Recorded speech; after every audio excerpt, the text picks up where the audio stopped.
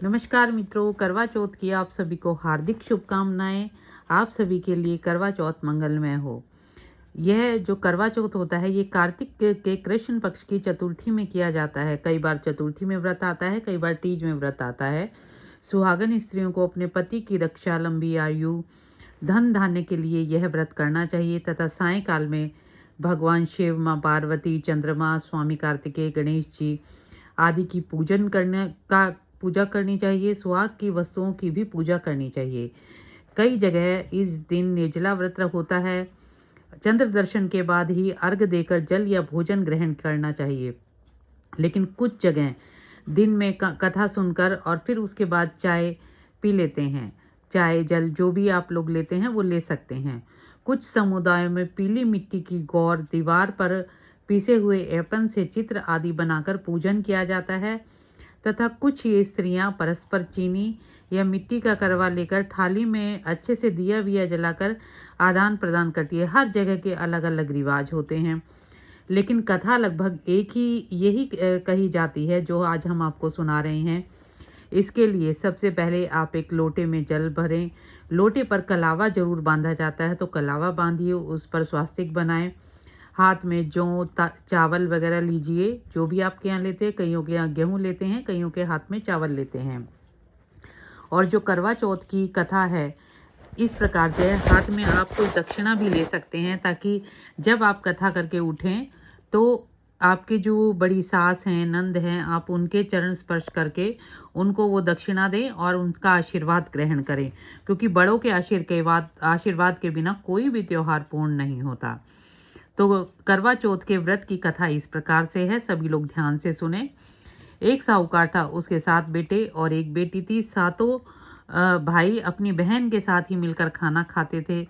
एक दिन जब कार्तिक लगते कि करवा चौथ का व्रत आया, तब सारे भाई बोले कि बहन आओ खाना खाएंगे। तब बहन बोली, भाई आज तो करवा चौथ का व्रत है, मैं तो चांद उगने पर ही व्रत खोलूंगी और उसी समय भोजन करूंगी। सारे भाई सोच में पड़ गए कि आज तो हमारी बहन भूखी रहेगी। तो एक भाई ने सोचा कि पहाड़ के पास जाकर दिया जलाकर आगे छलनी लगाकर जो चांद है उसको बना दिया जाए और बहन जो है उसको अर्घ देकर खाना खा ले, क्योंकि बहुत प्यार करते थे अपनी बहन से। तो जाकर सभी ने ऐसा किया। एक भाई ने आकर बोला, बहन चांद उगाया है तो जाकर अर्घ दे दो। बहन अपनी भाभीियों से बोली कि आओ सभी अर्घ दें। सारी भाभीियाँ बोली कि तुम्हारे नाम का चांद उगा है, हमारे नाम का तो रात को उगेगा। तब उसने अकेले ही जाकर अर्घ दिया और भाइयों के साथ बैठकर जीमने लगी। पहले गस्से में बाल आया, दूसरे गस्से में कंकड़ निकला और तीसरे गस्से को तोड़ते ही ससुराल से बुलावा आ गया और कहा कि बाई जी का आदमी बहुत बीमार है, उनको जल्दी बुलाया है। जब माँ उस अपनी बेटी के लिए कपड़े निकालने लगी, बुगजा खोला यानी संदूक खोला, तो 3 बार ही धुले कपड़े निकले। उन्हीं को पहनकर वे ससुराल जाने लगी। और माँ ने जो है, क्योंकि माँ तो माँ ही होती है, माँ ने जो है सोने का टका पल्ले में बांध दिया और बोली कि रास्ते में कोई भी मिले उसके पैर छूती जाइयो और जो सुहाग का आशीष दे उसे सोने का टका देकर पल्ले में 7 गांठ बांध लेना। बेटी से यह कहकर विदा कर दी। रास्ते में जो भी पैर छूने आए, जो भी आए उसके सभी के पैर छुए, सभी ने आशीर्वाद दिया, लेकिन सुहागन होने का आशीर्वाद किसी ने नहीं दिया। ससुराल में जब वो पहुंची तो एक छोटी सी नंद जो है खेल रही थी। वहां जाकर वो जब उनके पैर लगी तो उसने कहा, सीली हो, सपूती हो, 7 पुत्रों की माँ हो, मेरे भैया का सुख देखकर यह सुख उसने तभी 7 गांठ बांध ली। सुहागन होने का आशीर्वाद जो है उसको छोटी सी नंद से मिला और उसने 7 गांठ बांधकर और सोने का टका अपनी नंद को दे दिया। अब अंदर गई तो सास ने ना तो पीड़ा बिछाया और बोली कि मेरा लड़का तो ऊपर मरा पड़ा है। बहुत ही दुख हुआ, रोने लगी, विलाप करने लगी। तो बाकी सब ने भी व्रत रख रखा था, तो देवरानी जेठानियाँ कहने लगी। तो सास ने क्या करा, उनको जंगल में भेज दिया। तो जंगल में वो रहने लगी। तो रोज़ जो है वो अपने पति की सेवा करती और माँ गौरी की पूजा करती।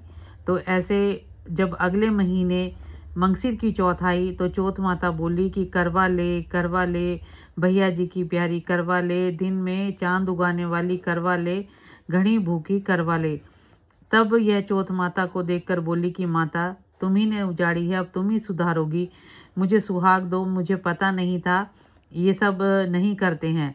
तो चौथ माता ने कहा कि जब अगली चौथ आए तब करना। ऐसे करते करते सारी चौथ जो है आ गई, माघ की, फागुन की, चैत की, बैसाख की, जेठ की, आषाढ़ की, श्रावण की, इस तरीके से सारी चौथ जो आती गई और हर एक पर वो माता से प्रार्थना करती रही।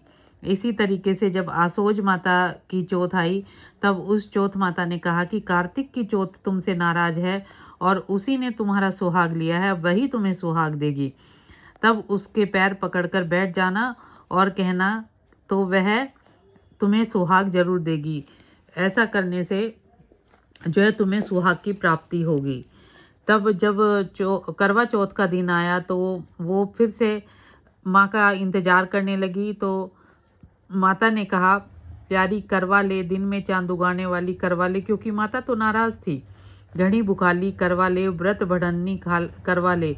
तब साहूकार की बेटी पैर पकड़ के बैठ गई और रोने लगी, हाथ जोड़कर बोली, हे चौथ माता मुझे मेरा सुहाग दो, जो आपको देना ही पड़ेगा। चौथ माता मुझसे जो गलती हुई है वो आप क्षमा करो, मुझे सुहाग दो। आप जैसा कहेंगी मैं वैसा ही करूँगी, आइंदा ये गलती कभी नहीं होगी। तब चौथ माता उसके बहुत सहज स्वभाव को देखकर राजी हो गई और अपनी आँख में से काजल, सिंदूर में से सिंदूर, मेहंदी में से मेहंदी, आलते में से आलता, सारी सुहाग के समान उसको दिया और अपनी चिटली उंगली का छींटा जो है उसके पति को लगाया। उसका पति उठकर बैठ गया और दोनों ने माँ की पूजा की। बोला मैं तो बहुत सोया। तब वह बोली तुम क्या सोए, मुझे तो 12 महीने हो गए चौथ माता का उज्जमन करने। तब वह चौथ माता की कहानी सुनी। करवा मीनसा सभी खूब महल हो गया। माता भगवती ने उनको खूब आशीर्वाद दिया। दोनों पति पत्नी जिम कर चौपड़ खेलने लगे। नीचे से उसकी सास बोली, हे बांदी वो बेचारी भूखी होगी, 12 महीना का त्योहार है, जा उसको रोटी दिया। तो बेचारी बासी कुसी रोटी लेकर आई। जब देखा कि यहाँ तो रंग महल सजे हुए हैं, खूब चौपड़ खेले जा रहे हैं, बांदी लगी हुई हैं, तो जाकर बुढ़िया को बोली कि माँ जी वहाँ तो ये काम हो रहा है। बोली जो घर परिवार है वो तो बोली मारे ही मारे, तू पैसे की दी, बांदी भी बोली मारती। नोली नहीं माँ जी जाकर देखो। सास आई तो जाकर देखा, उसने बहू ने जो है सास के पैर पकड़े। बोली ये सब कैसे हुआ। बोली मेरी तो चौथ माता ने, मेरी पार्वती माता ने रक्षा करी और उन्होंने ही मुझे ये सब दिया है।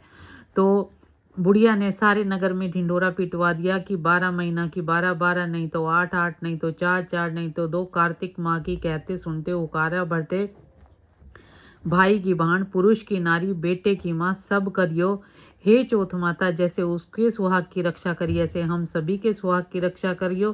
कहते सुनते हुकारा भरते। आप सभी को माँ भगवती का आशीर्वाद प्राप्त होता रहे और माँ भगवती हमारे सबके सुहाग की रक्षा करें। हे चौथ माता जो भी ये कहानी को सुने उसके सबकी सुहाग की रक्षा करना और सभी को सुख देना। आप सभी को एक बार फिर से करवा चौथ की हार्दिक शुभकामनाएं। वीडियो पसंद आई, कहानी पसंद आई तो लाइक कीजिए, चैनल को सब्सक्राइब कीजिए और वीडियो को शेयर करना ना भूलें। आप सभी को एक बार फिर से करवा चौथ की हार्दिक शुभकामनाएं।